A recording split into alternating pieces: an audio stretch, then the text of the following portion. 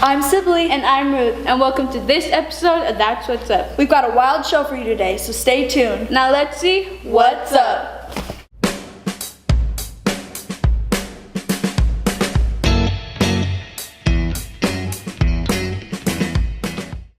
We've all heard of the friend zone, but is it real?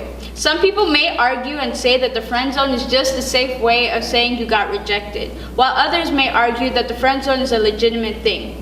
Today we have senior Shayla Fernandez and freshman Tavi Finch here to talk to us about what they have to say about the friend zone. Well, welcome to the show, Shayla and Tavi. So, do you think the friend zone is real? No, I do not think it's real. Just because somebody else likes you, that doesn't mean that you have to like them back. If you just like them as a friend, then they're just a friend. I think it's real because at one point you guys may like each other and then you're like, nah, I'd rather have that as a friendship. Be like, oops, friend zone. I could be trying to talk to this guy and he'll try to give me like all, the little right signals, but in reality, he don't really like me like that. So basically, he's kind of like, kind of friend zoning me because he really don't like me. What is the friend zone? I don't think it's real, so. Friend zone to me is or like one person likes another person, but the other person just doesn't feel the same way. I guess they're just like, skirt. So what other thing is there to do if somebody likes somebody and the one person doesn't have mutual Well, what would you call it feelings? if it wasn't the friend zone? Just friends. Okay, but obviously he don't think you're friends if he likes you. There's a difference between a friend zone and a friendship. Okay, so what's the difference between a friend zone and a friendship? And you just said you didn't believe in the friend zone, so how is there a difference between the friend zone and the friendship if there was none? Because the friend zone is nothing to me. Exactly, but you just said that there's a difference between friend zone and friendship. Okay, let me reword it. There's a difference between nothing and a friendship. A friendship is different than a friend zone, only because friendships, like you guys have already an understanding, we're just going to be friends. But at the same time, friendships can develop into something more, like to a person and be like, oh yeah, I'm really feeling this person. But the other person's like, no, I really just want to keep it as a friendship. So it's like, I mean, if you're like clear about, if like communication is key, so if you're clear about what you want, if you like somebody, then you should tell them up front. If they're like, oh, I don't like you like that, you should probably just move on to the next person. If you think the friend zone is real, is there a way for somebody to get out of the friend zone? So I think you can get out like the friend zone if like, you know how a guy, like he like message you and be like, hey, what's poppin', little baby? And then you're gonna open that and be like, oh, hey, or whatever, and just like, so I'd be like, I'm not trying to look for a relationship right now. And he could just keep on going back, keep on going back, keep on going back. And you'd be like, you know what, I feel sorry for this dude. I just friend zoned him, but really he could be a really nice guy. He just worked his way into the relationship zone. There you go. But yeah. So then for you, if it's not real, then what do you call the relationship after you've been rejected? I guess a friendship, because I wouldn't stop being friends with somebody just because they don't like me the same way. I just keep it the way it was before I was interested in them, and then I'd say like, just go on to the next person. But wouldn't you think that would be just weird? Because you're like, oh, if like you were upfront and honest with somebody about your feelings, and they're like, nah, I don't feel the same way. You wouldn't be like just not talk to them. I mean, if it's like, if they're a real friend, then they wouldn't just stop talking to you over just that little thing.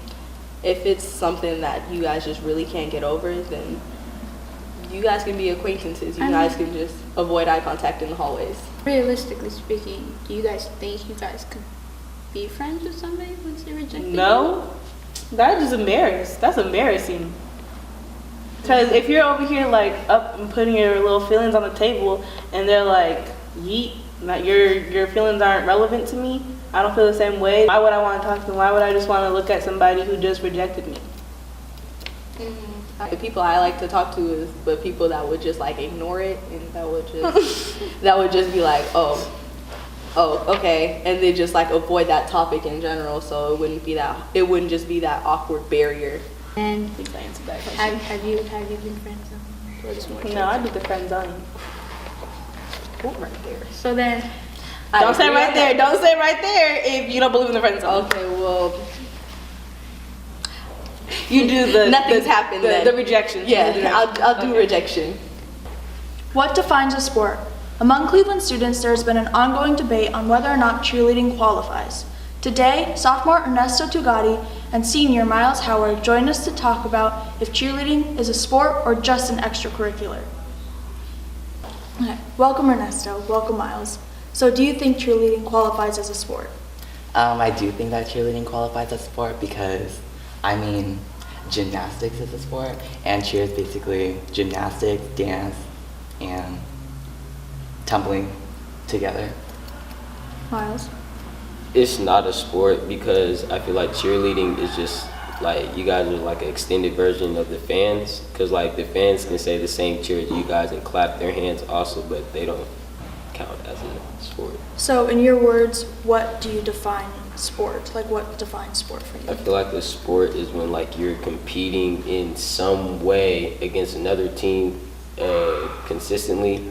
As you see, like in cheerleading, there isn't always a competition between each team. Like sometimes they just cheer for the team they're cheering for, or they'll try to battle, but that's not every game. So there is a thing, which is competitive cheerleading, and which is all-star cheerleaders that come to compete against each other with doing stunts and tumbles and dances. So that's basically competing.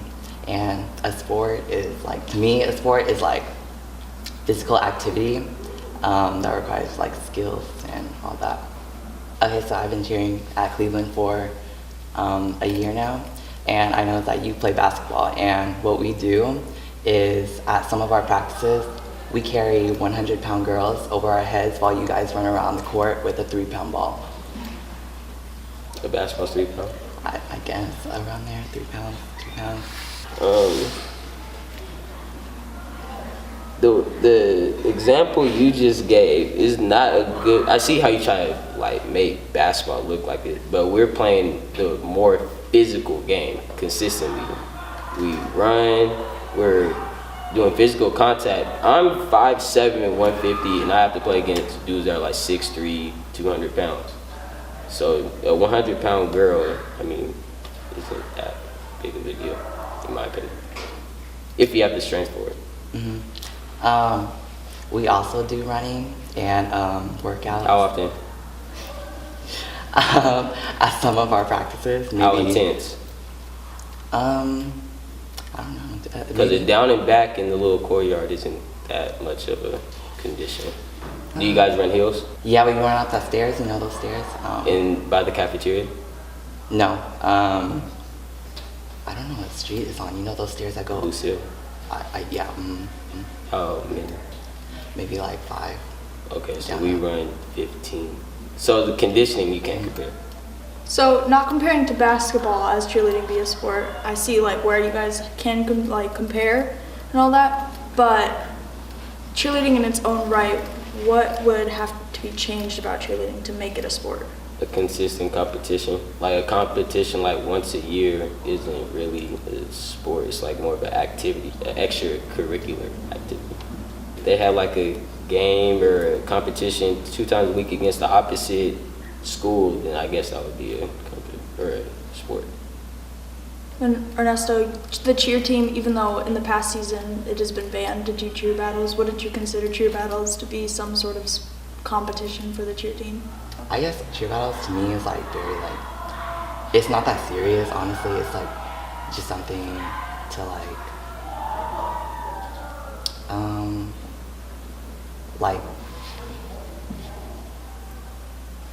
Root of the yeah, just to like root up the audience, just to like show like how like just to show our school what it's all like, show our school what it's all about.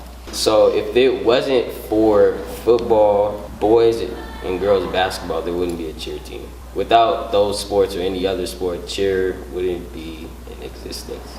We do have an option of becoming a competitive cheer squad. If we do, then we get to compete with other schools that are competitive cheer squads. What would you cheer for? We don't cheer for anything. We compete. We make up routines, tumbles, stunts to compete with other schools. But like, what is your purpose of cheering? To root up an audience, right? Like to get them like going. But if there is no audience for a sport, then So, two different, okay, so there's sideline cheer, which is where we cheer for a sport, and then there's competitive cheer, where gymnastics, dance, and tumbling mix together, and we compete with other schools that did the same thing.